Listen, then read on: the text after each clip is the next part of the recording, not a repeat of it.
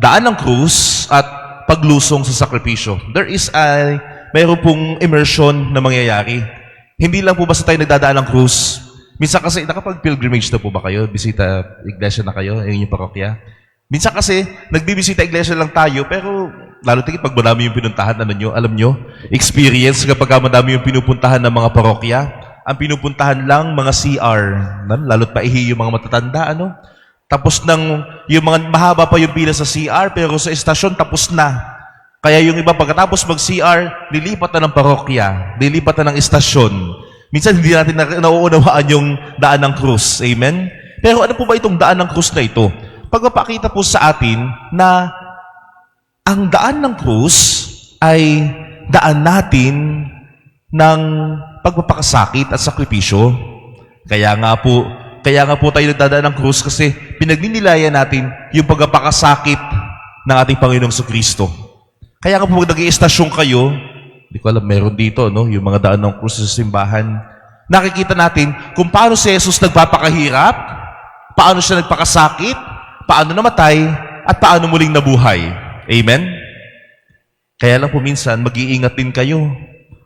Baka kasi mamaya, lalo na yung mga matatanda, pag kayo malabo na yung mata, baka magsimula kayo dito sa pagkabuhay, pabalik. Alam nyo, totoong istorya, may ganyan pong istorya. Meron daw isang matanda na nagdadaan ng krus. Nagsimula yung matanda, si Lola. Nagsimula siya sa pagkabuhay. Napansin ng pare, Nanay, yung pong inyong daan ng krus ay baliktad. Nagsimula ka po ay sa 14, pabalik sa 1. Nagtaka yung matanda, kaya po pala, Father, kaya po pala, Father, napansin ko si Jesus, imbis na pahina ng pahina, ay nakikita ko yung palakas ng palakas. Imbis na manghina, imbis na si Jesus ay manghina, ay lumalakas. Sapagkat nakikita, simula sa pagkamatay, lumakas. Ba yung huli ko pong istasyon, ba yung nakapaghapunan pa eh? Alam niyo po mga minamahal na kapatid, ang daan ng krus na ito ay pagpapaalala sa atin ng pagpapakasakit at paghihirap ng ating Panginoon. Kaya nga po sa daan ng krus, we share in the sufferings of Christ. Kaya nga po Kwaresma, 40 days ng ating sakripisyo. At yung ating ginagawang pagsasakripisyo, hindi lang it's not for our own benefit. Hindi lang para sa atin, kundi nakikibahagi tayo sa sakripisyo ni Jesus. Kaya nga po merong fasting, and abstinence, almsgiving, at saka po prayer. Di po ba? Siguro yung iba sa inyo mayroong mga fasting ngayon pong 40 days. Amen? Baka po yung iba sa inyo may mga piniling fasting. Minsan may nagsabi sa akin, Father, alam mo, may fasting po ako ngayong Kwaresma. Ang fasting ko po, hindi po muna ako inom ng Coke for 40 days. Kasi mahilig sa Coke. Fasting ko po, Father, hindi po muna ako kakain ng rice for 40 days. Mahirap yun. Lalo tayo, makanin tayo. Tapos sabi niya, and huli po, Father, ang fasting ko, hindi po ako kumakain ng karne for 40 days. Galing, di po ba? Kasi yung fasting, hindi ka lang basta nagpapakahirap. Yung hirap na tinitiis mo, i-offer mo kay Lord. Kaya lang ito yung kasunod. Sabi sa akin nung nagkwento sa akin, tapos pagkatapos siya sa akin sabihin, Father, hindi ako nagpa-fasting po ako. Yung kasunod yung kwento sa akin, Father, alam mo ba, si ganito, yung pala hindi na tunay na asawa. At ito palang anak na ito. Sabi ko sa sarili ko, nag-fasting ka nga sa pagkain, hindi ka naman nag-fasting sa chismis. Baliwala.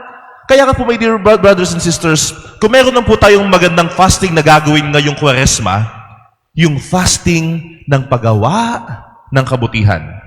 Mag-fasting tayo sa masama. Mag-fasting tayo sa chismis.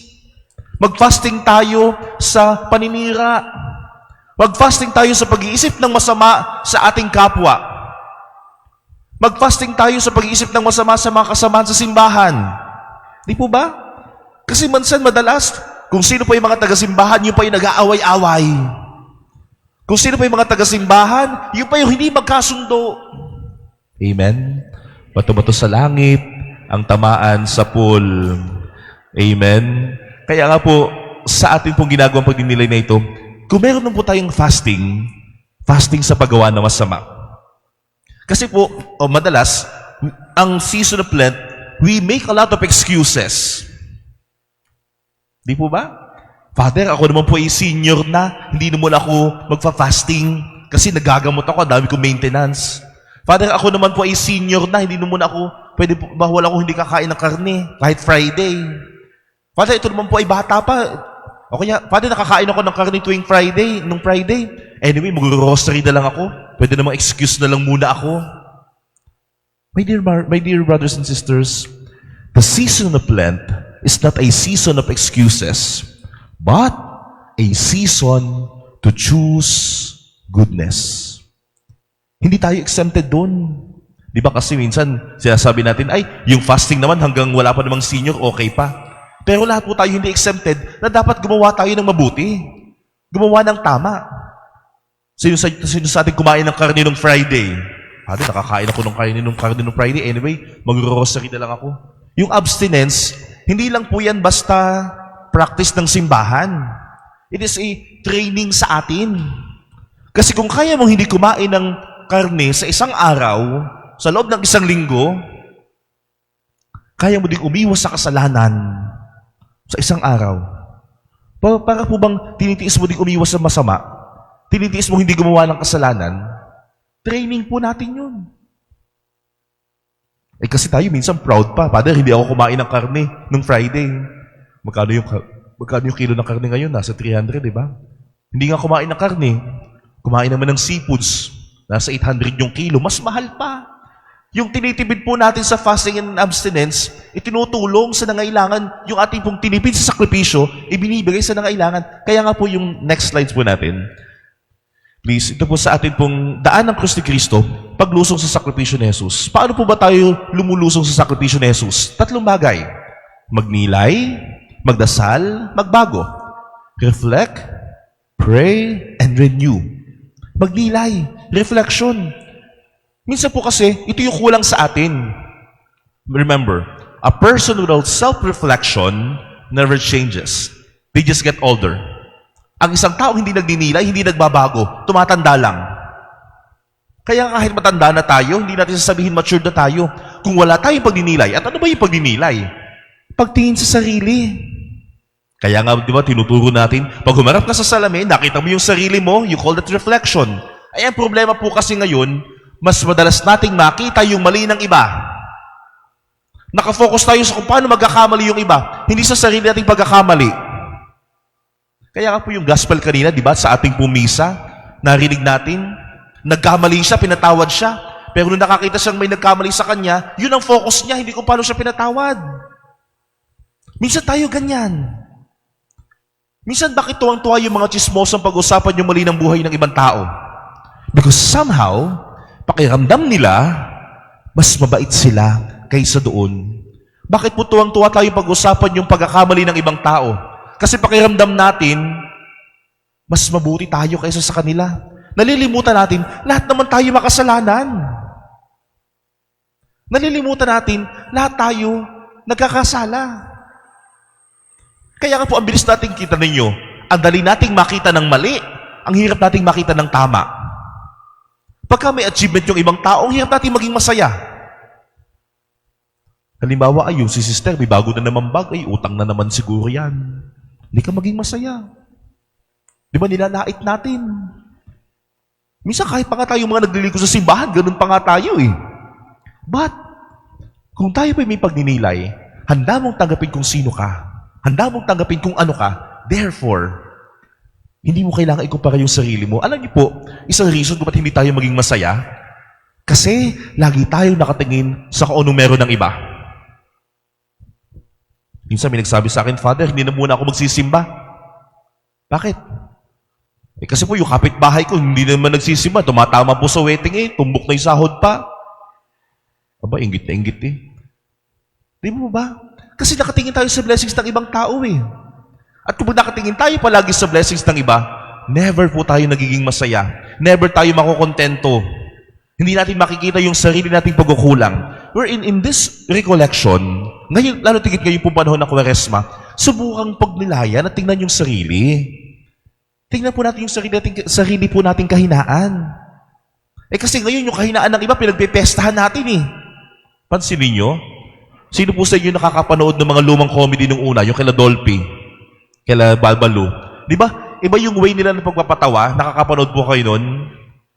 I-try nyo manood ng mga comedies ngayong panahong ito. I'm not against, pero for the sake of example, ano yung nakakatawa ngayon pag nanood ka ng TV, halimbawa sila Vice Ganda, nakakalungkot bang isipin, pero nakakatawa pagka yung isang tao may mali. Nakakatawa yung kahinaan ng iba. Di ba? Pag may taong pangit yung itsura, pangit magsalita, pangit yung damit, nagkamali, yun yung nakakatawa. Tayo, tawang-tawa tayo. Hindi po natin pinagtatawanan yung mali ng ibang tao. Kasi kung marunong tayo magnilay, lumalago tayo sa kabutihan. Hindi sa palaging, huwag sanayin ng sarili na makita palagi yung masama sa iba. Magdasal. Mamaya, pag-uusapan pa po natin yung mga pagdarasal na yan. Kung tayo po yung nagdarasal, sana po, mag-reflect po ito sa ating bumbuhay. At magbago. Father, nagbago naman po. Dati mabuti, ngayon masama na. Hindi po ganun pagbabago, ano? Hindi po ganun pagbabago. Minsan kasi nalilito tayo. Pagka sinabi, pagka bagong taon, ngayong taong ito, magbabago na ako. Pag nag-birthday ka, i-wish nung mga kaibigan mo, sana huwag kang magbabago. Ano ba talaga? Medyo malilito ka na din eh. Magbabago ka ba o huwag kang magbabago? Pero kung tayo po yung magbabago, piliin natin na magbago patungo sa kabutihan. Pag-aanin po natin yung ating kalooban.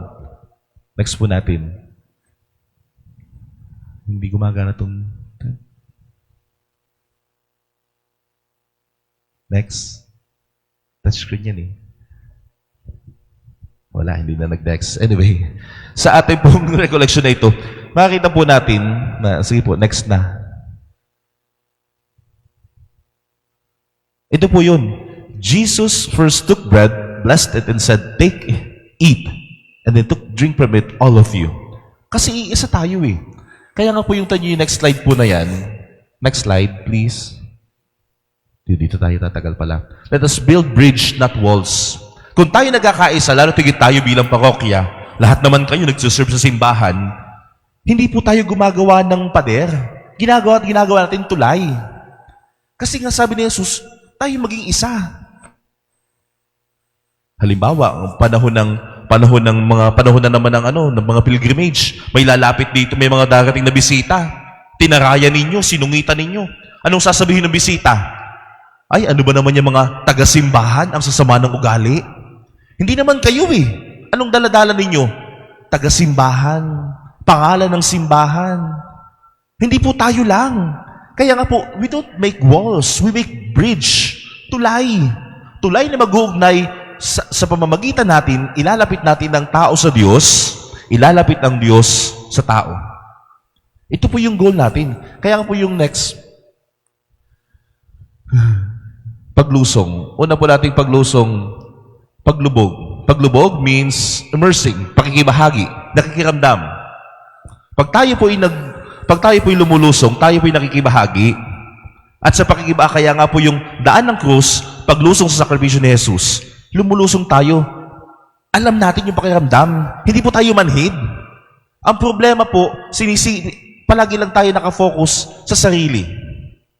Kaya nga po ngayong panahon ng Kwaresma, matuto man lang tayo makiramdam. Matuto tayo makiramdam sa pangangailangan ng iba. Minsan po kasi, ang focus po natin, basta okay na ako, bahala ka sa buhay mo. Basta nagawa ko yung trabaho mo, bahala ka sa buhay mo. Basta ako, okay na ako, bahala ka. Hindi po yun. Una pong ibig sabihin ang Lent may tatlong kahulugan. Una pong ibig sabihin ng Lent sa German ay spring. At itong spring po na ito, ibig sabihin, dito naman po sa Pilipinas, wala naman pong spring, di ba? Sa ibang bansa, may spring, di ba? Yung may 4 seasons, yung talagang lumalago yung mga dahon. Dito po sa atin, pag spring sa ibang bansa, dito sa atin, tag-init. Kaya nga yung Kwaresma, nasa panahon ng tag-init. At alam niyo po ba, kapag ka po umiinit, natutuyo yung halaman, natutuyo yung mga damo, yung ugat, lalong lumalalim. Kaya nga po, unang kahulugan ng Lent, pagpapalalim ng ating ugnayan sa Diyos. Palalimin natin. Hindi po tayo basta susuko. Ang problema po kasi sa atin, pag tayo po yung pinagdaan ng pagsubok, dahil hindi tayo nakakapit, lumalayo sa Panginoon. Minsan kahit mga naglilingkod sa simbahan eh. Father, bakit po kaya ganun? Nagsuserve naman ako sa simbahan, Bakit kaya kailangan ko pang maranasan itong problemang ito? Bakit hindi na lang yung iba? Hindi, masama yun. Father, bakit kaya ganun? Nagsuserve naman ako, pero bakit ako pa yung kailangan makaranas nito? Tandaan po natin, hindi po ibig sabihin tayo nagsuserve, exempted tayo sa pagsubok. Sa totoo, tayo yung gustong ilayo ng demonyo sa Diyos kasi alam ng demonyo, tayo ay sa Diyos. Alam niyo yung mga demonyo, meron niyang goal eh. Simple lang ang goal ng demonyo, ilayo ang tao sa Diyos. Sa tingin niyo ba, pupunta pa yung demonyo doon sa mga tao na alam niyang hindi naman lumalapit sa Panginoon? Doon sa mga tao gumagawa ng masama? Hindi. Kanino? Hindi sa inyo. Kaya nga po, kung tayo nilalayo ng demonyo sa Diyos, sana huwag tayong bumitaw. Kaya nga po ngayong panahon ng Kwaresma, palalimin natin ang ating ugnayan sa Panginoon. Tayo po kasi pag ng problema, Father, namatay po kasi yung nanay ko, namatay yung lola ko. Father, nagpatong-patong po kasi yung problema sa pamilya ko, hindi na po muna ako nag-serve. Hindi na po na ako nagsimba. Kasi po, nagpatong-patong yung problema sa pamilya ko. Sinisisi natin ang Panginoon. Sunod na tanong, kung sisisihin po natin at lalayo tayo sa Panginoon dahil tayo ng problema, saan po tayo lalapit? Alangan namang sa demonyo. Hindi po sana tayo bumitaw. Kaya nga po yung panahon ng Kwaresma, pagpapalalim ng ating ugnayan sa Diyos. Pagpapalalim ng ating pong pagmamahal sa Kanya. Matuto po tayo sa kababaan ng kalooban. Minsan kasi nasa simbahan na tayo, nagpapagalingan pa tayo eh. Mas close kami kay ganito, mas malapit kami kay ganyan. Yung mga, di ba, nag-aaway-away pa kahit mga taga-simbahan na. Nag-aaway-away yung mga MBG tsaka CWL. Nagpapagalingan yung mga lay minister tsaka yung Knights of Columbus. Nagpapagalingan yung mga collector at tsaka itong ganito. Hindi. Hindi po tayo magkakalaban. At iyan yung gustong-gusto ng demonyo. Ang gustong-gusto ng demonyo, magkawatak-watak tayo. Gustong-gusto ng demonyo, hindi tayo nagkakaunawaan. Kasi pag hindi tayo nagkakaunawaan, nasisira yung ating paglapit sa Panginoon. Huwag niyong hayaang magtagumpay ang demonyo. Hindi po tayo bibitaw. Kung may pinagdadaanan ka, kahit naglilingkod ka sa simbahan, hindi ka exempted. Pero kung may pinagdadaanan ka, at naglilingkod ka sa simbahan, mas alam mo na hindi ka bibitaw sa Kanya. Minsan kasi napapatanong tayo eh. Ako, may kakilala din ako ng mga ganun. Minsan hindi ko rin alam yung sasabihin ko, pero alam nyo, in my reflection, dapat naman pala talaga ganun. Kahit tayo naglilingkod, hindi tayo exempted eh. Pero may pagdaanan man tayo, dahil naglilingkod ka, kung tunay kang naglilingkod, lalalim ang ating pong pagtitiwala sa Diyos. Pero kung naglilingkod ka, out of obligation, makaranas ka ng pagsubok, kay Lord ka unang nagtatampo. Bakit? Kasi yung paglilingkod natin, obligasyon lang eh. Nung una, nagsisimba tayo. Tapos nung inakit ka ng ibang mga sister, lagi ka naman nagsisimba. Mag-serve ka na lang dito. Nag-serve ka naman. Nung nagsaserve ka na, tuwing kailan ka na nagsisimba, pag may schedule ka, pag wala kang schedule, hindi ka na nagsaserve. Hindi ka na nagsisimba. Amen? Nung una, linggo-linggo, nagsisimba ka, consistent ka magsimba. Nung nagsaserve ka na, kailan ka na nagsisimba? Ay, wala akong schedule, tama-tama, makakapamasyal ako, makakapaglaba ako. Parang may mali. Bakit naging dahilan pa yung pagsaserve mo para lumayo ka kay Lord? Amen? Kaya nga po mga minamahal na kapatid, sana hindi. Kasi makaranas man tayo ng pagsubok, makaranas man tayo ng problema, kung naglilingkod ka ng tapat, alam mo, hindi ka basta-basta bibitaw sa Panginoon. Kasi alam ninyo, hindi po tayo bibigyan ng Panginoon ng isang bagay na alam niya na hindi natin kaya. Tandaan niyo yan. Kaya huwag kang mainggit sa iba. Pati mabuti pa yung si ganito bago yung ganyan. Mabuti pa yung si ganito, si sister na ganito. Parang hindi na mo problema eh. Baka akala mo lang yun. Hindi mo alam yung pinagdadaanan yan. Everyone we meet is fighting a battle we know nothing about. Be kind always. Don't compare. Yun po yung confidence eh. Alam niyo pagiging confident?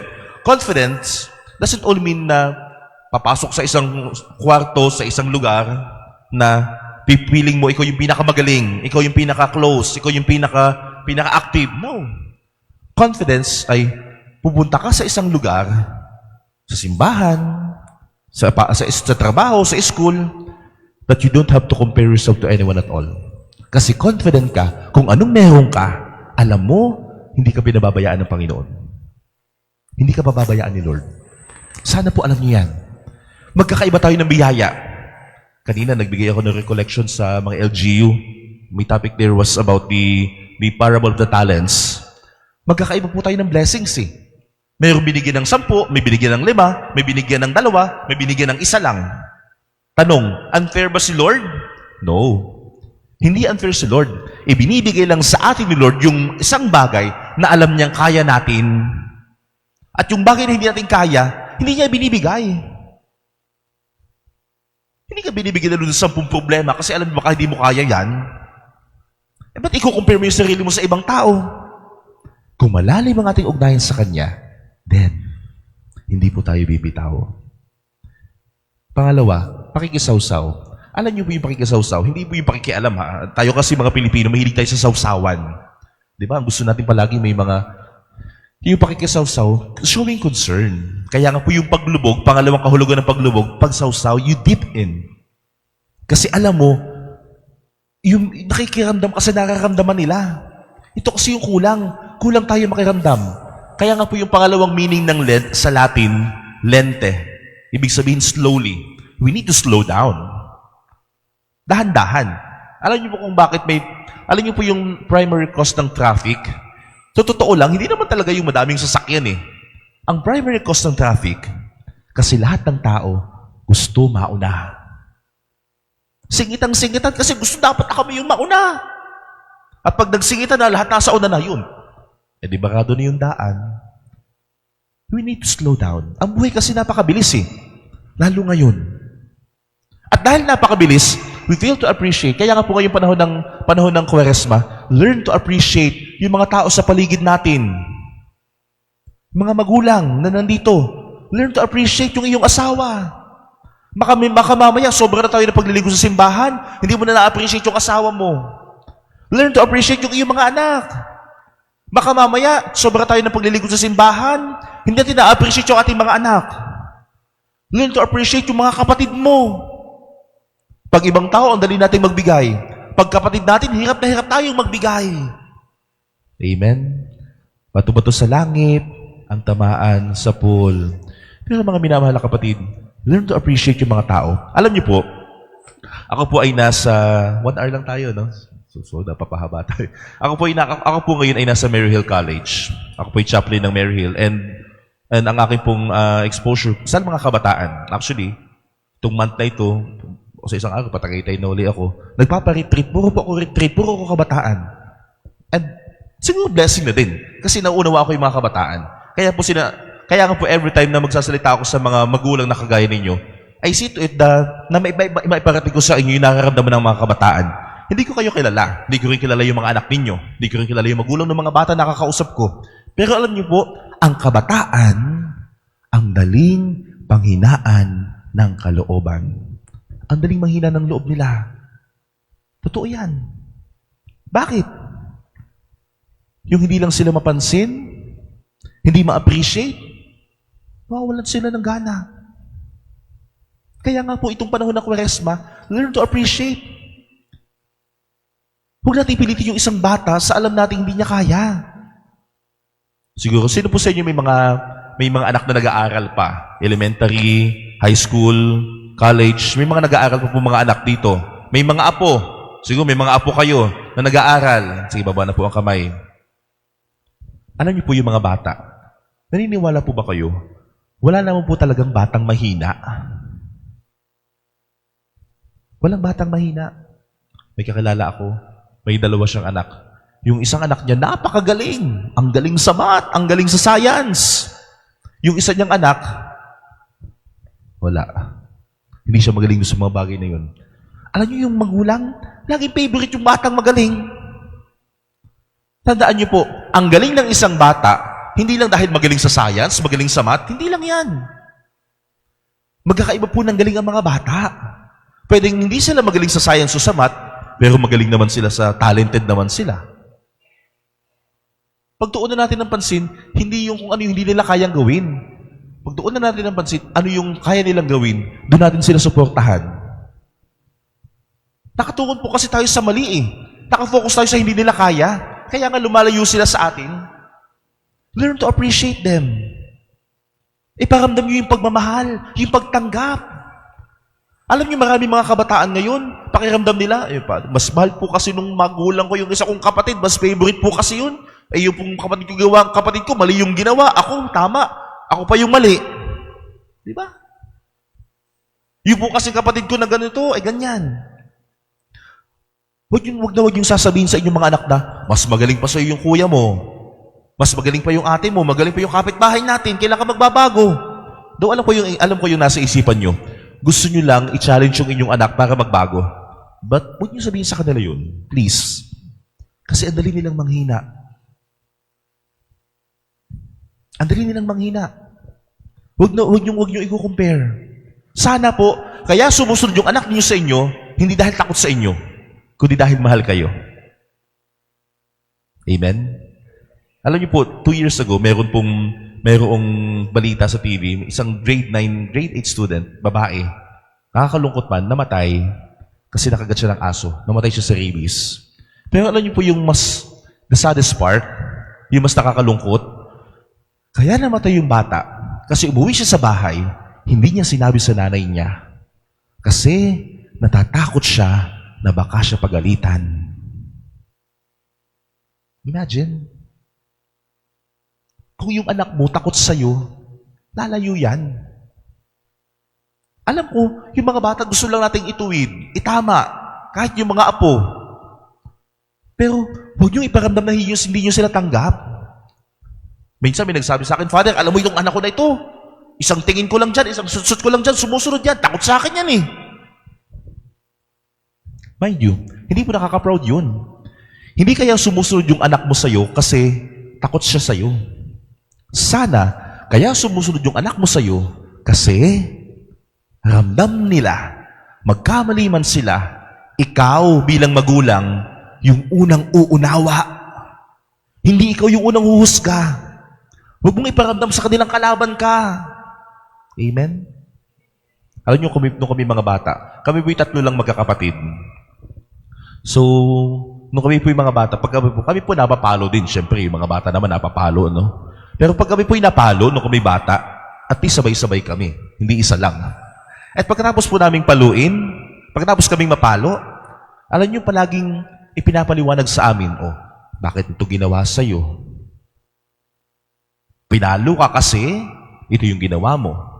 Hindi ibig sabihin sinasaktan ka, kundi dahil ipinaparamdam sa'yo na mahal ka. Ganyan po yung ating iparamdam. Appreciate them. Pabagalin natin. Kasi tayo isip natin, Father, lahat naman ng ginagawa ko para lang sa anak ko, para po maging okay ang buhay niya. Yes, tama yun.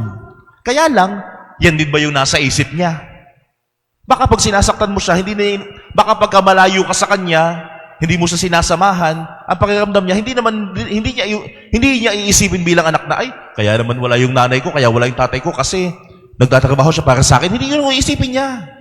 Anong iisipin ng bata? Walang panahon sa akin yung magulang ko. Amen. Learn to appreciate them. This season of Lent is a season na makisawsaw. To be in concern. Iparamdam yung concern doon sa mga kapamilya. Sa mga kabataan. Sana iparamdam yung pagtanggap sa kanilang kahinaan.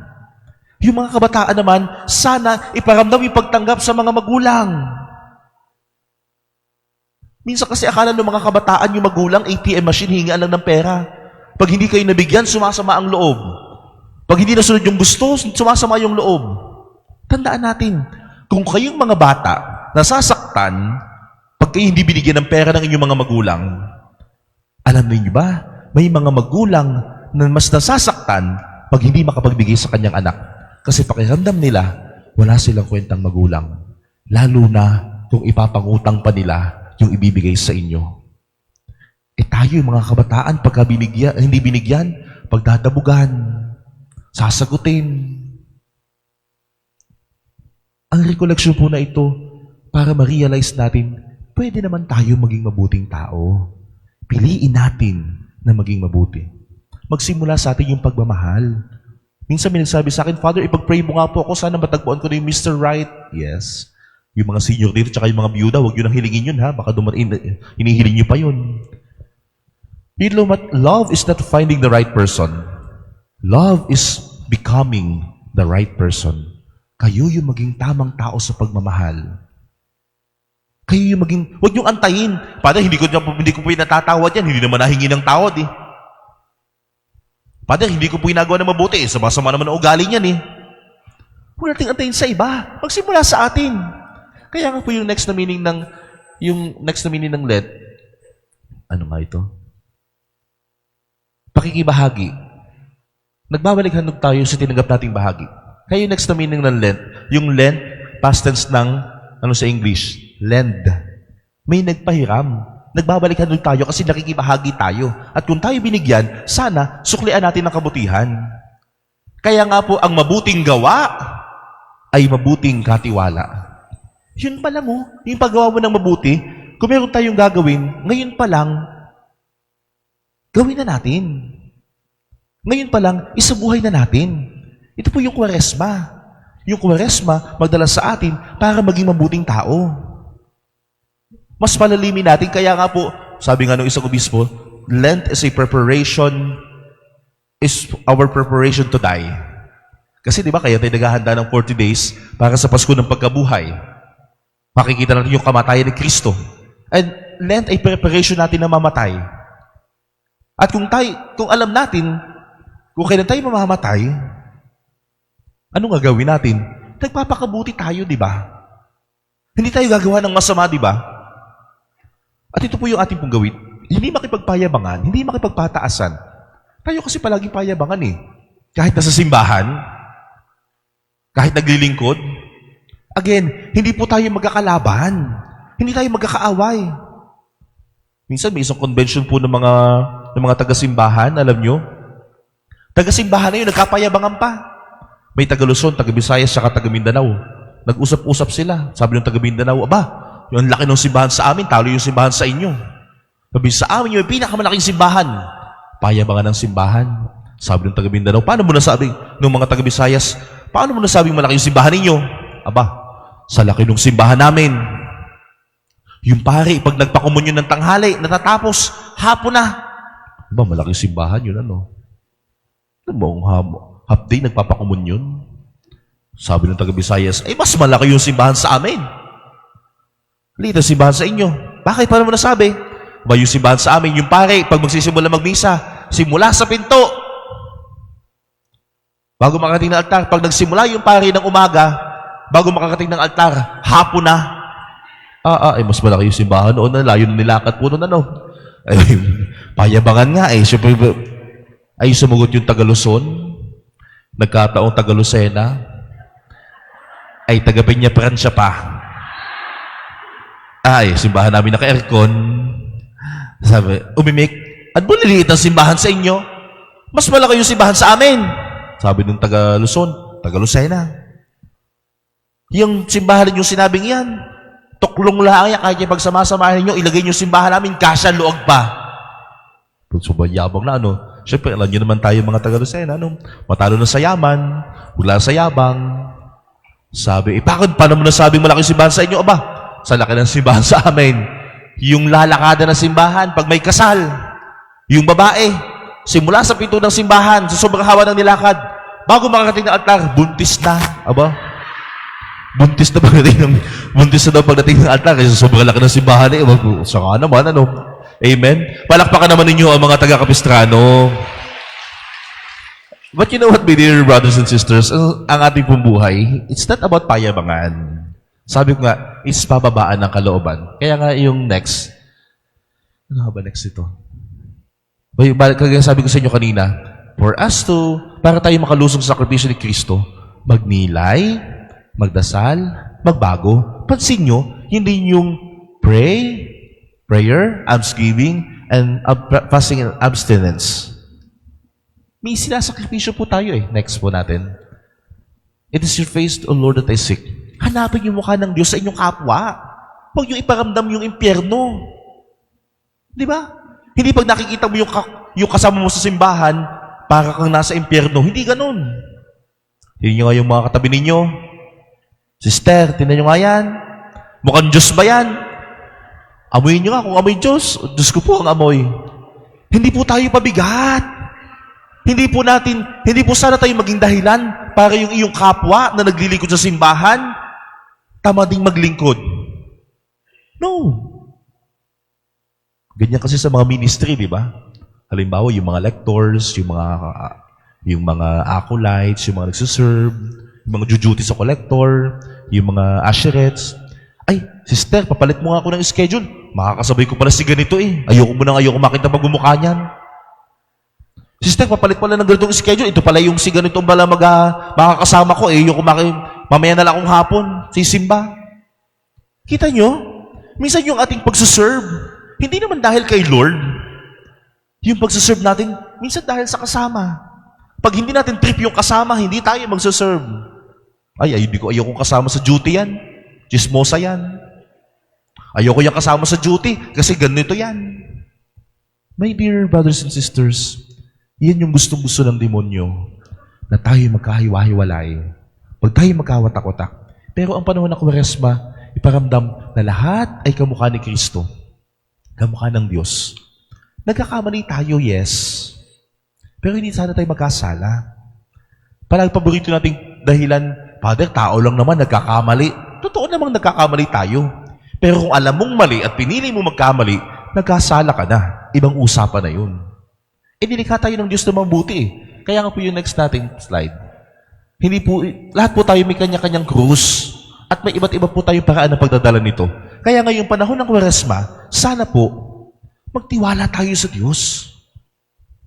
Again, uulitin ko, kung may pinagdadaanan ka sa oras na ito, kahit naman sino nagsaserve sa simbahan, may pinagdaraanan, kung may pinagdadaanan kayo, problema ninyo siguro, yung iba sa inyo, umatid na recollection, nakaaway pa yung asawa. Baka yung iba sa inyo, bago pumunta dito, nakaaway pa yung mga anak. Baka yung iba sa inyo, bago pumunta dito, nagmura pa sa bahay kasi wala pang sinaing. O baka kayo mamaya, pagkatapos ng recollection, uuwi, magbumura na uli. Kasi madami pang hindi natupad.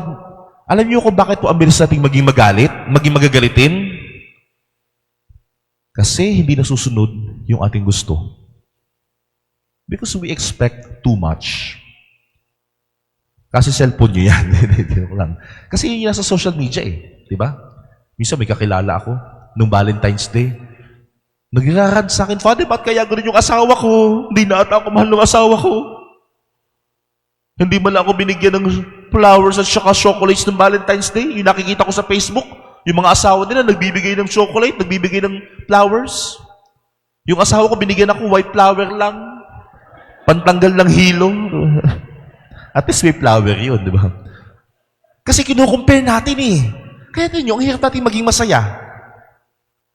Kasi we tend to compare always. No. Kaya nga po, ang daan na ito, may kanya-kanya po tayong krus sa buhay. Kaya may pinagdadaanan ka, yakapin nyo yan. Tayo kasi lagi nating tinitiis eh. Di po ba? Kaya pag kinamusta kayo, kamusta po kayo ang sagot? Okay lang po. Automatic yun. Pero totoo, hindi naman talaga tayo okay. Okay lang po, yung pala may problema sa asawa. Okay lang po, yung pala matagal lang hindi iniimi ka ng anak. Okay lang po, yung pala may problema sa pera, patong-patong ang utang. Okay lang po, hindi pala alam kung anong kakainin bukas. Okay lang po, yung pala, sa mga kabataan, lagi pala ikinukumpare ng magulang. Yung okay lang po, yung pala, broken family pala. Sometimes we're not really okay. But if we're not okay, it doesn't mean na tayo pinababayaan. Kaya nga po, learn to embrace. Hindi po natin basta tinitiis. Tayo kasi, okay lang, Father, natitiis pa po namin, kaya pa po. Mind you, darating yung point sa buhay ninyo na nagtitiis ka, pero mamaya, hindi mo na alam yung reason kung ba't ka nagtitiis. At magsasawa kang magtiis. Hindi mo tinitiis yan. Niyayakap yan. Kung may pinagdadaanan ka, na lahat naman tayo ay mayroon, Yakapin mo na may pagmamahal. Because sufferings, wholly embraced with love, will become sacrifice. Nagiging sakripisyo yan. Nagiging sakripisyo na tayo handang magtiwala sa Diyos. And mind you, hindi tayo bibigyan ng Panginoon ng isang bagay na alam niya na hindi natin kaya. Uulitin ko sa inyo. Hindi tayo bibigyan ng Diyos ng isang problema. Yung daladala mo ngayon, sa oras na ito, hindi yan nasa iyo kasi trip ng Diyos kang pahirapan. Kaya nasa iyo yan, kasi alam ng Diyos, kaya mo yan. Hindi mo pwedeng ipagdasal kay Lord na, Lord, sana yung problema ko dito na lang sa katabi ko. Medyo maganda yung bag nito, okay na ito. Hindi. Kasi baka hindi niya kayanin. Minsan lang, or madalas, nakafocus tayo sa sakit. Nakafocus tayo sa pain. Huwag tayo mag-focus sa pain. Don't focus on your progress, not on your perfection. Focus on your progress, not on your perfection. Kasi ang Diyos, alam naman yung ibibigay sa atin eh. Magtiwala lang tayo sa Kanya. Magtiwala tayo sa Kanya, hindi tayo pababayaan. Kayo, siguro may mga apo kayo maliliit, di ba? May mga toddler kayo, apo, pamangkin. Nakakita na kayo ng batang maliit, yung sobrang likot. Di ba? Wala naman sa inyo magbibigay dun sa bata ng isang kutsilyo para paglaruan niya. Bakit? Kasi, pag binigyan niyo yun ng kutsilyo, ano mangyayari? Masasaktan yun. Masusugatan yun. At ganyan din po sa atin ng Diyos. Hindi tayo bibigyan ng Diyos ng isang bagay na alam niya, masasaktan tayo, masusugatan tayo, kahit pa kung minsan, gustong-gusto natin yun. Tayo, pag nagdasal tayo kay Lord, akala natin 7-Eleven, akala natin Genie. Pag nag-pray ka, gusto mo, daladala mo na. Pag hindi ibinigay, nagagalit ka. Baka kaya hindi ibinigay ni Lord kasi baka hindi pa natin kailangan. O alam niya na baka masaktan ka lang. O alam niya na baka ikapahamak mo. Nakafocus kasi tayo dun sa bagay na hiniling natin na hindi ibinigay. Hindi natin nakikita yung mga bagay na hindi natin hiniling, pero yun ang ibinigay. Kasi alam ng Diyos kung ano palagi yung makabubuti para sa atin. Amen? Sana po, my dear brothers and sisters na mga naglilingkod sa simbahan, huwag po tayong panghinaan ng loob. Kaya nasa iyo yan, hindi dahil hindi mo yan kaya. Kundi of all the people here, kaya nasa iyo yan. Kasi alam ng Diyos, ikaw lang ang may kaya niyan. Yung pinagdadaanan mo sa oras na ito, baka hindi ko yan kaya. Hindi yan kaya ng katabi mo. Pero kaya mo yan. Kaya nga sometimes, let us convince ourselves. Tanggapin natin, acceptance. It's not okay, but it will be okay. May plano si Lord. Tandaan niyo yan. May plano palagi sa atin ng Diyos. Minsan, Father, bakit kaya ganun? Hirap na nga ako. Ito ba yung plano ni Lord? Hirap na ako. Alam niyo po minsan, kaya po tayo nahihirapan kasi ayaw nating bitawan. Minsan po, meron pong lumapit sa akin, Father, hindi ko na po kaya. Hirap na po ako sa problema ko sa buhay. Sabi ko sa inyo, hawakan mo muna itong isang basong tubig. Yung 8 ounce lang, normal na baso, may laman tubig. Pag pinahawak ko sa inyo yun, kaya nyo yun? Kaya nyo siguro yun, ano? Kaya nyo po ba yun? Isang basong tubig, may laman. Siguro pag pinabuhat sa inyo, kaya nyo po yun. Kahit bata, kaya yun eh. Pero pag hinawakan mo siya ng 30 minutes na nakaganon ka lang, minsan, mangangalay yung kamay mo, di ba? 1 hour, bibigat yun. Paghapon mo yung hawak, bibitawan mo na yun. Bakit? Nadagdagan ba yung tubig? Hindi. Nadagdagan ba yung baso? Hindi. Bakit bumigat? Sa tagal ng pagkakahawak. Ganyan po tayo minsan. Baka kaya bumibigat yung problema kasi hindi natin kayang bitawan. Kaya lumalaki yung galit sa puso natin kasi hindi natin binibitawan. Kaya lumalaki yung pagsubok kasi ayaw nating iwan. Kaya hindi tayo maging masaya, nakafocus tayo sa past o nakafocus tayo sa future. Focus on the now. Minsan, kaya hinahayaan ng Diyos na maranasan natin yung mga pagsubok para mas magtiwala tayo sa Kanya. Tandaan niyo yan. Hinahayaan ng Diyos na maranasan natin yung mga problema para mas magtiwala tayo sa Kanya. Learn to let go.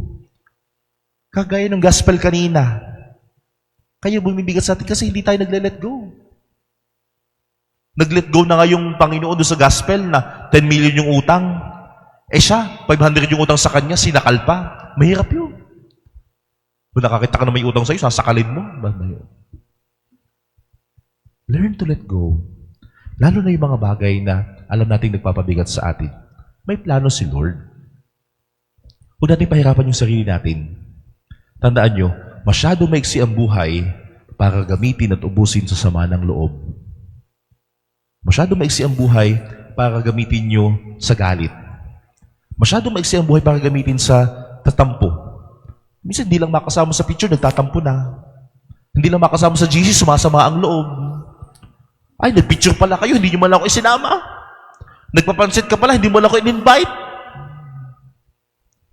Alam nyo, madami mga bagay na pwede naman nating i-let go. Bakit natin kailangan palakihin? Madaming bagay na kailangan nating bitawan para tayo maging masaya sa paglilingkod. Tandaan nyo, ang pinaglilingkuran palagi natin ay ang Panginoon. Tandaan po natin yan. May plano si Lord eh. Alam niyo po, nung ako'y nag-aaral pa sa seminaryo, nung ako'y college, akala ko nung una, libre. Pasok ko ng seminaryo. Akala ko, sige, pasok daw. Pasok naman ako. Akala ko libre. Hindi ko pala libre yun sa seminaryo. For 4 years, wala akong maibayad. For 4 years. May cruise din ako eh. Wala akong maibayad ako nasa seminaryo. Totoo yun. Pero, alam niyo siguro, alam ito ng mga nagdadasal ng Novena to Perpetual Help. So, di ba? Yung mga taga-Perpetual Help.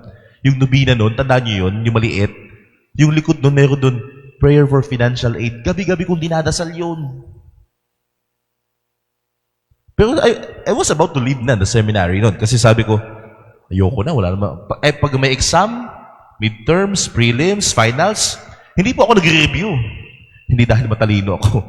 Hindi ako nag-review kasi hindi ko sure kung makaka-exam ba ako o hindi.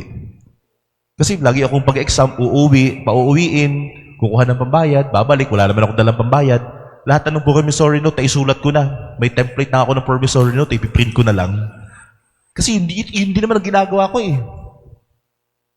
You know what? Kung time na parang gusto ko na mag-give up, huwag na, kakahiya naman na. Wala namang maibayad. Alam nyo, may tumawag sa rector namin sa pari. Sabi sa akin, may magbabayad daw ng utang ko. Hindi ko siya kilala. Hindi din niya ako kilala. Alam nyo, graduate ako, naging pari ako, wala po akong utang. Amen? Ganyan po kabuti si Lord. Alam niya kung kailan ibibigay sa atin yung ating pangailangan. Huwag tayong mainip. Minsan kahit matagal. Pero kung yung panahong yun, lumabas na ako, inunahan ko si Lord. Baka wala po ako sa harap ninyo ngayon. Baka pati hindi ako naging pari. Ito yung plano ni Lord eh. Gagawa siya ng paraan. Gagawa siya ng paraan para maramdaman natin na hindi tayo pinababayaan. Kaya kayo, kung may pinagdadaanan kayo, huwag kayong sumuko. Huwag palagi saktan ng sarili. Huwag palagi isipin mamatay na lang. Ganun ang kabataan ngayon eh. No. Hindi ganun. Palakasin natin yung loob natin. Bakit ko po ito kayang sabihin? Kasi yun yung na-experience ko. Hindi ko na po ito papahabain. Sharing part na rin naman. Alam niyo po, ma-share ko lang. Kaya ko po kayang sabihin to, ako nga hindi pinabayaan. Kayo pa kaya? Halos yung iba sa inyo, dito na tumanda sa paglilingkod. Halos yung iba sa inyo, tumanda na sa paglilingkod sa Panginoon. Di ba? Alam niyo po, maikwento ko lang sa inyo. Ako po kasi, nung bata, hindi ko naman po talaga pangarap magpari. Wala po sa hinagap ko nung ako'y bata na ako'y magpapari. Kasi nung ako'y bata, okay naman yung buhay ko. Sabi nung kasi sa may parting Batangas, kapag ka ang isang bata ay bunso, kanya lahat. Yung nanay ko ay bunso. Di lahat ng bahay ng aking lola, lumaki ako, okay ang buhay. Yung mga magulang ko nasa ibang bansa. Kaming tatlo lang kami. Kaming 3 magkakapatid, kami pinanganak. Umuwi kami ng Pilipinas kasi mag-aaral na kami. Nung ako'y bata, pag may gusto, naibibigay. Totoo yun. Modesty aside. Pag may kailangan, bigay. Spoiled eh. Bigay lahat. Pero hindi kami nagsisimba. Bata pa lang ako, train na ako sa negosyo. Kasi nabuhay kami sa negosyo. Maraming business. Pagkatapos nilang umalis na ibang bansa, umuwi ng Pilipinas, nagnegosyo na kami. Lahat ng negosyo, name it, meron kami noon. Bata pa lang kami, train na kami doon. Vulcanizing, bakery, tindahan, butika, kainan. Meron kami noon. Delivery, meron kami noon. At yun yung buhay. Hindi kami nagsisimba. Hindi, yung pamilya namin hindi nagsisimba. Lumipat kami ng lipa. Nung bata ako, gusto ko magdoktor, kagaya ng nanay ko. Kasi naka-white. Gusto ko naka-white din ako. Nung high school na ako, lumipat kami sa Lipa, Batangas. Kami taga San Antonio eh. Gusto ko magpipiloto dapat ako noon. Yung mga barkada ko noon, yung classmate ko, mga piloto na. Sabi ko, magpipiloto din ako kasi yung mga piloto doon, nandun lang, lumalaan, naka-white. Gusto din naka-white. Sabi ni Lord, gusto mo pala naka-white, hindi naka-white nga naman ako, mahaba nga lang, ano. Gusto mo eh. But, lumipat kami ng Lipa. Doon kami tumira. Negosyo. Business pa din. Same din ang buhay. Negosyo, aral, walang simbahan doon. Pag may gusto, nabibigay. Alam niyo po, may isang nagpabago sa buhay namin nung kami high school. Hindi pala laging ganun ang buhay. Hindi pala laging ganun. Alam niyo, nung grade, hindi pa nun uso yung grade eh. Second year high school, di ba? Hindi pa naman uso yung grade 8 nun. Second year high school ako nun. Nagka-aksidente po sa pamilya namin. Nasunugan po kami ng bahay. Lahat ng mayroon kami, nawala. Tindahan, magkakatabi kasi yun eh. Lahat yung negosyo namin nawala. 5 kami nung nasa loob kami ng bahay. Kaya yung minana ng nanay ko, lahat yun nabenta. Walang natira sa amin kahit yung mga hindi nadamay sa sunog. Hindi rin natira yun kasi binayad sa ospital. 5 kami eh. At alam nyo, doon sa sunog na yun, nawala lahat ng negosyo namin. Grade 8 pa lang ako, dahil sa sunog na yun, namatay din po ng sabay yung aking mga magulang. Sabay silang namatay dahil sa sunog. Grade 8 pa lang ako, wala na ako magulang.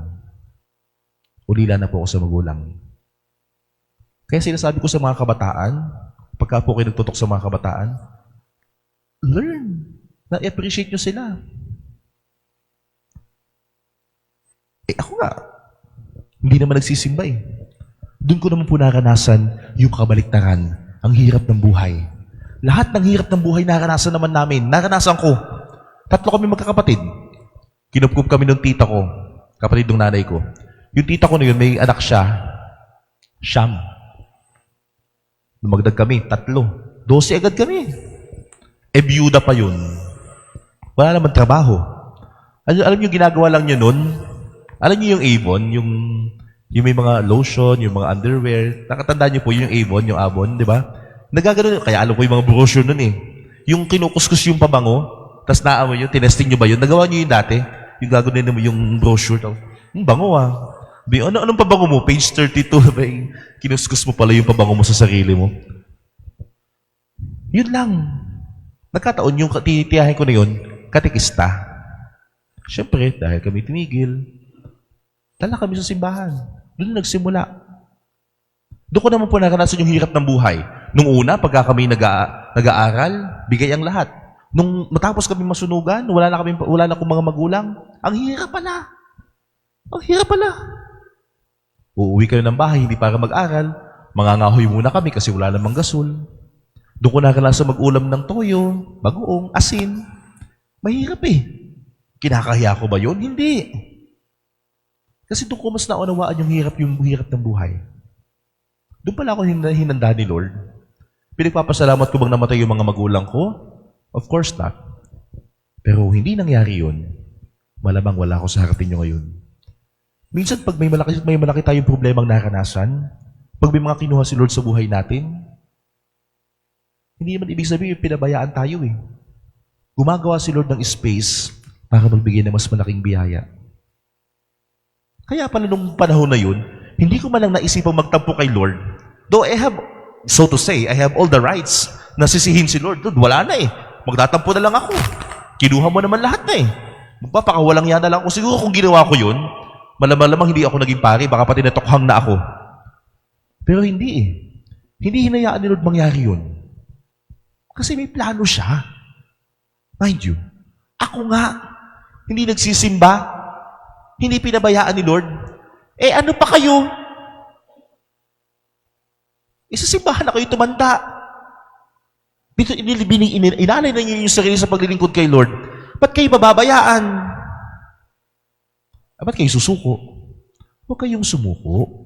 Kaya ngayong Kwaresma, palalimin natin ang ating ugnayan sa Kanya. Hindi kayo mababayaan ni Lord. Akala lang natin pinababayaan tayo, lalo tigit pag tayo nasaktan. Nawala yung magulang ko, nawala yung lahat sa amin, feeling ko pinabayaan kami, pero hindi pala yun. Mas malaki pa kayo ibinigay ni Lord sa akin. Kasi kung hindi nangyari yun, hindi ako magiging pari. For sure. Pahalagahan. Ito, lagi ko din sinasabi sa kabataan. Sasabi ko, pahalagahan nyo yung pamilya. Kasi ito yung naranasan ko. Sa totoo lang po, ako po ay mama's boy. Close ako sa nanay ko. Totoo yun. High school na ako, nayakap ako sa kanya, nahalik, na sweet ako sa kanya eh. Ako talagang mas pinakamalapit sa aking nanay.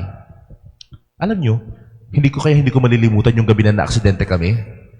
Kasi yung gabi na yun, kinabukasan nun, birthday ng nanay ko. Kaya hindi ko yung malilimutan. And sa dami-dami ng araw, kaya hindi ko din sinasabi, one of my biggest regret sa buhay, yung gabi na yun, pagkagaling ko sa school, hapon, gabi kasi kami nasunugan, paggaling sa school, umuwi ako ng bahay, syempre, teenager, hindi ko natanda kung bakit, pero pag uwi ng bahay, napagalitan ako. Magkaaway kami. Hindi ko siya pinapansin. Magkakasalubong kami, bahala ka dyan, di kita babatiin sa birthday mo. Masama ang loob ko sa nanay ko nung gabing yun. Pinagalitan ako eh. Hindi ko alam, yun na pala yung huling gabi na makikita ko siya. Why am I telling you this? Kasi napakahirap. Lalo sigit sa mga kabataan. Minsan, disregard natin yung mga magulang. Binabastos. Sinasagot, pinagdadabugan. Hindi natin alam hanggang kailan natin sila kasama. Yung biggest regret ko, hindi ko man lang nasabing sorry, hindi ko man lang nasabing thank you. Nawala na eh. Sana po, pahalagahan natin yung mga tao sa paligid natin habang kasama natin sila. Kasi mahalaga yun. At yun po yung magdadala sa atin para maging mabuting tao. Learn to appreciate. Ako nga, hindi pinabayaan, kayo pa kaya. I-appreciate nyo lang yan. Minsan yung blessing nasa loob ng pagsubok. Ako hindi pa ko pinabayaan. Yung pamilya ko hindi pinabayaan. Yung kapatid ko hindi naman nakapag-college. Nagtrabaho, hindi naman nag-review. Sabi ko mag-exam. Pasado na, teacher na.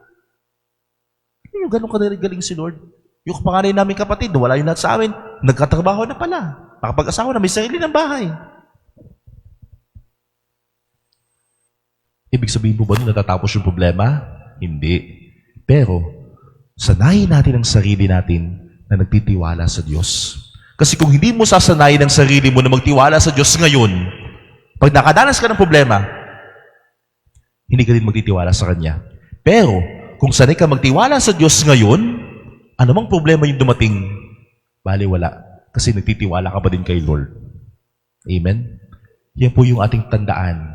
Ang recollection na ito, ngayong panahon ng Kwaresma, panalimin natin ang ating ugnayan sa Diyos. May plano siya sa atin. Lampas na pala tayo. Pada 7:04, yun naman sinusunod ko yung 7:04. Huwag na ito. Okay pa ba kayo? Kaya pa? Ma-share ko lang po sa inyo, no?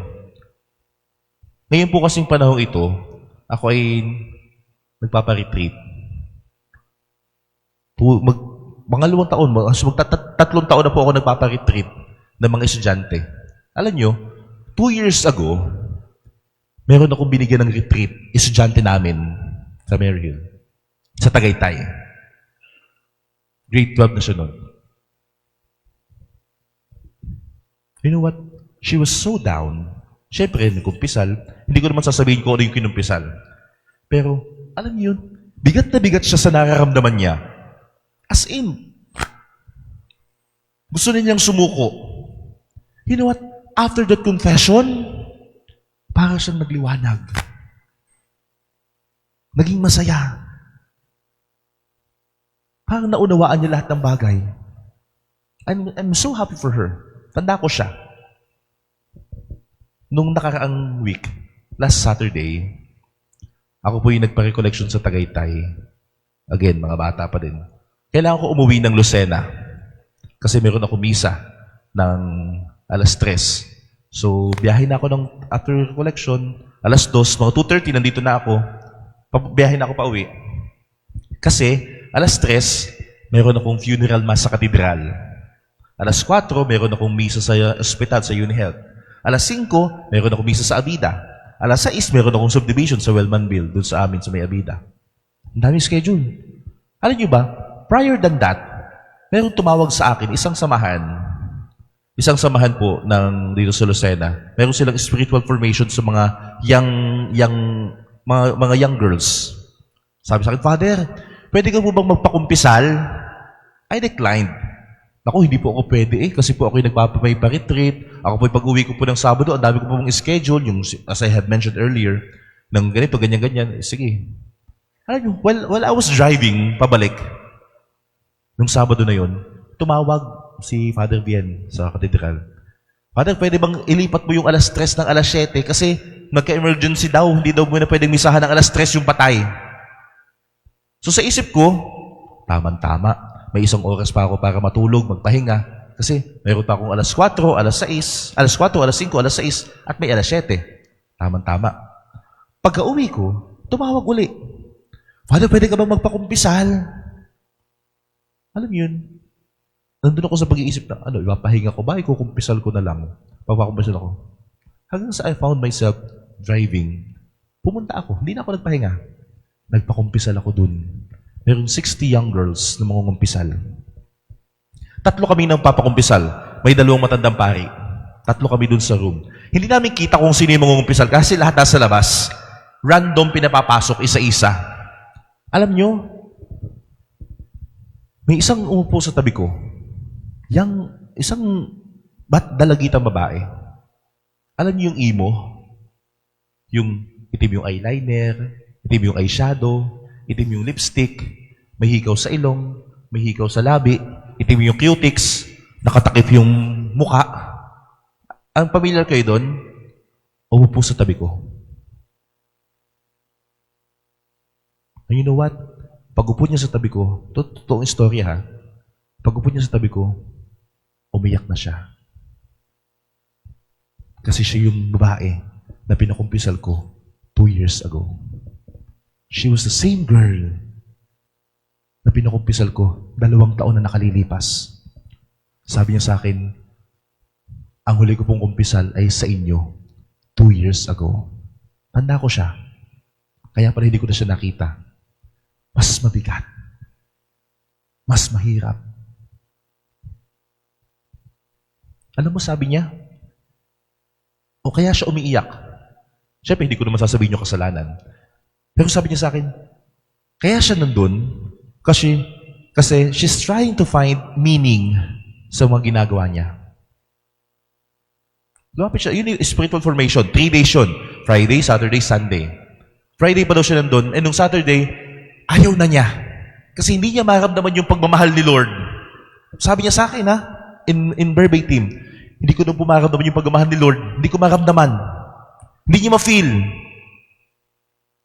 And then sabi niya, and then nag-decide siya nga alis na. Actually, yung sundo niya, nasa labas na during that day. Nasa labas na. Sabi lang sa kanila, mayroon na confession. Sabi niya, mag-confess muna siya bago umalis. Alam niyo yun? Dapat aalis na siya. Dapat hindi siya sa akin mapapatapat. Sabi niya, bigla daw siyang tinawag. Random, hindi ko siya pinili. Pero sabi ko sa kanya, alam mo, plano si Lord. Dapat wala din ako dito ngayon. Dapat nagpapahinga ako. Dapat may patay ako ngayong alas 3. Pero na-cancel yun. And you know what? Nagkaiyakan na kaming 2 doon. May plano si Lord eh. Alam niyo, tinapos niya. Nakita ko yung pictures nila ng nanay. She was so, ang ganda. Nagliwanag siya. Hindi ibig sabihin na, hindi dahil sa akin, kundi dahil kay Lord. Gumagawa at gagawa si Lord ng paraan para maramdaman yung hindi kayo binababayaan. Don't give up, please. Huwag kayo basta sumuko. Ang panahon ng Kwaresma, pagpapalalim ng ating pagmamahal sa ating po Panginoon. Pwedeng wala ako dun. Pwedeng hindi siya sa akin mangumpisal. 3 kami dun eh. Pwedeng umalis na siya. Pero hindi eh. Plano yun ni Lord. Is that a coincidence? No. Plano ni Lord yun. Nothing happens by accident. May plano ang Diyos. Tandaan nyo, may plano palagi sa inyo ang Diyos. Sabihin nyo lagi sa sarili nyo, it's not okay, but it will be okay. Maging masaya po kayo sa paglilingkod. Maging masaya kayo sa paglilingkod kay Lord. Hindi kayo pababayaan. Ang tanong, masaya pa ba tayo sa paglilingkod? Tanungin natin yung ating mga sarili. Yung bang ginagawa ko, nagbibigay ba ito ng saya kay Lord? Tanungin natin yung sarili natin, nakukonsensya pa ba ako pag gumagawa ako ng masama? Nag-guilty pa ba ako pag gumagawa ako ng mali? Be happy not because everything is good, but be happy because you can see good in everything. Walang madaling buhay, pero ikaw yung pipili niyan sa iyong buhay. Maging masaya po kayo. Maging masaya po kayo sa paglilingkod kay Lord. Amen? Ito, lagi kong kinukwento. Isa sa pinakamasaya kong moment before ko i-end itong ating recollection. Isa sa pinakamasaya kong moment ako po yung naging pari. Siyempre, ito alam na ito nung iba sa inyo, pero lagi kong kinukwento kasi masayang-masaya ako dito. Nung ako po, next month, sa birthday ko, 5 years na po akong pari. 5 years na. Amen.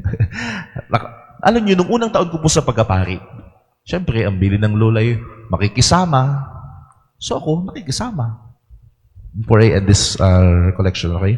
Nakikisama, ganun. Nung ako'y bagong pari, bagong ordain, go lang ako ng go. Father, may misa sa bundok, go. Misa, blessing sa ganito, sige. May misa sa kainitan, sige. Sa isip ko, siyempre, nakikisama eh. Batang pari eh, siyempre, nakikisama. Ganun sabi sa Batangas eh. You know what, one time, may kumatok sa pintuan ng kumbento. Father, may magsisikol daw po. Alam niyo yung sikol? Yung pinapahida ng langis, yung may sakit. Katanghalian. Sabi ko, tutulog na eh. Siya, sige. Dahil na, nakikisama eh. Punta ako doon sa lugar. Layo, init. Walang bubong, walang ano. Pagpunta doon, sabi sa akin ng kasama ko, Father, hindi ka po magpe-face mask. Ay, bakit? Yung pong inyong isisikol ay may TB. So po, may alam yung TB. Yung inuuboy, nakakahawa. Sabi ko, hindi, yain na, wag na. Sabihin naman niya, ang arte ni Father, wag na. Nakikisama eh, ano. Nakikisama. And then, pagpasok ko ng pintuan, pagbukas ko, talaga naman, ang ubo ng may TV, talaga mahahawa ka talaga. Talaga tigil ako. Baka syempre, TV yun eh. Baka mahawa ka dun eh. Pagpasok ko, Father, salamat po sa inyo. Kayo laang po ang naglakas ng loob na ako'y dalawin dito. Nakaka-touch. Nakaka-touch. Okay. Pinuntahan mo naman, uubo yung TV. So, sige, Father, ha, dadasal po ha, latay, ganun po, pakilala. Di, sa isip ko, yain na, nakikisama eh. Saka sa isip ko, bibilisan ko na. Kasi, TV yun eh. Mahawa pa ako nun. Didasal. Tapos na po ha, pagaling po kayo, ganyan. Ay, ako'y nakapitan nung may TV. Sabi, Father, bago ho kayo umalis, pwede ho kayo muna magkape. Alam niyo sa amin sa Batangas, hindi ho doon na inom ng juice pagkakatanghali ang tapat. Kape ang iniinom ho doon. Ay siya, sige ho. Nakikisama eh, ano. Sabi sa anak, pagtimplahin ng kape si Father. Kape barako. Sabi, kita ko doon sa kwarto. Maliit lang naman yung kwarto.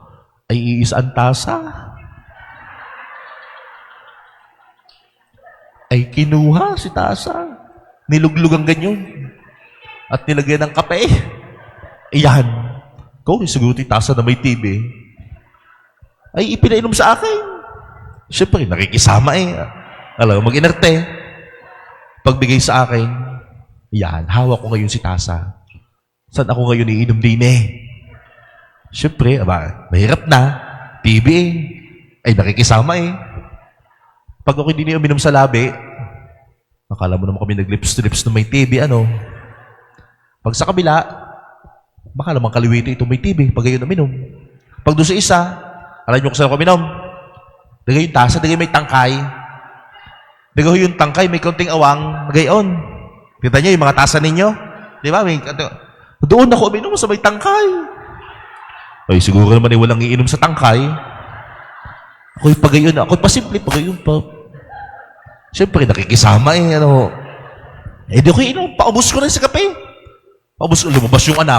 Ay, bumalik yung anak. Nahuli ako. Ako'y nainom sa tangkay. Sabi nung anak, aba, si Father, nakakatuwa ka naman po uminom ng kape. Parang ang tatay. Ay, binitawan ko na, wag na makisama. Ay, di ba kami nag-lips-to-lips na may TV? Yung palang tatay, ay doon din umiinom sa tangkay. At siyempre, hindi makainom ng ayos. Kaya iwas mo, doon ka din dinala eh. Ano? Amen? Palakpakan naman na natin ng Panginoon. My dear brothers and sisters, may na lang, hindi nagka-TV. Siyempre, nakikisama eh. Ano? But you know what? Alam niyo, my dear brothers and sisters, magtiwala lang tayo eh. Masayang maglingkod. Amen? Sana yung pagsaserve ninyo, mas maging masaya kayo. Masayang maglingkod sa Panginoon kasi alamin nyo, hindi kayo pababayaan ni Lord. Amen? Sana alamin nyo, yung ginagawa nyo sakripisyo, ibabalik sa inyo ng Panginoon, siksik, liglig at umaapaw pa. Amen? At yung paglilingkod na yan, sana magdala sa inyo para patuloy na maging mabuting tao. Sapagat ang daan ng krus ay daan natin na paglusong kay Kristo. Maging masaya po kayo palagi sa inyong paglilingkod. Amen? Maraming salamat po sa inyong lahat.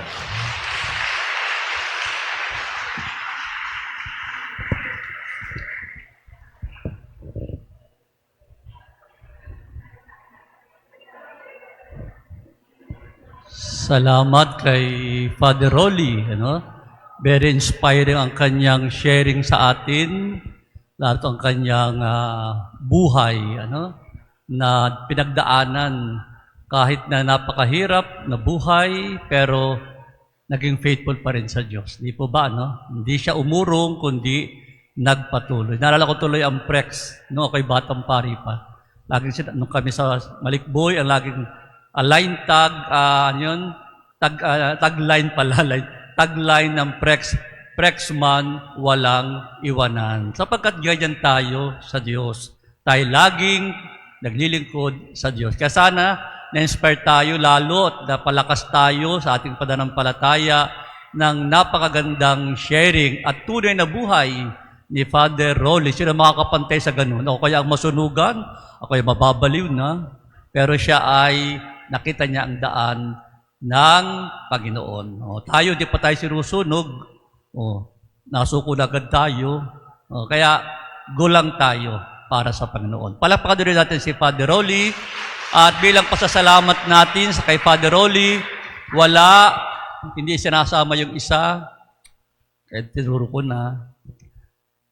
Wala ang ating PPC President at ang ating PSEA. Narito ba? Ayan, ang ating PSEA at MSK President. Father Rolly, tanggapin mo. Buksan mo, Father Rolly. Mula sa aming PPC, PSEA, MSK, STM, buong sambayanan, ang munting regalo ng aming parokya, ang imaheng ito ng Peña Francia. Ayan, picture daw. Katibing picture. Kuya, hindi ka sa paraan ng pantayan. Ayan. Okay. Ayan. Salamat po sa inyong lahat na dumalo ng ating recollection na ito. Pagkatapos po nito, picture po tayong lahat. Hahanay po tayo dito sa likodan. Matapos ang ating hingin ang final blessing ni Father para sa atin. Ano po? Bisitahin na po ang lahat. Sa ngalan ng Ama, ng Anak, ng Espiritu Santo. Amen. Ama namin yung pagmahal, nagpapasalamat kami sa lahat ng biyaya na sa aming pinagkaloob. Patuloy yung palakasin ng bawat isa sa amin at iparamdam na kami hindi mo kailanman pababayaan. Hiniling namin ito sa pamamagitan ni Kristong aming Panginoon. Sumainyo ang Panginoon. At kayo pong lahat ay pagpalain ng ating makapangyarihan at mapagmahal na Diyos, Ama, Anak, at Espiritu Santo. Magandang gabi po sa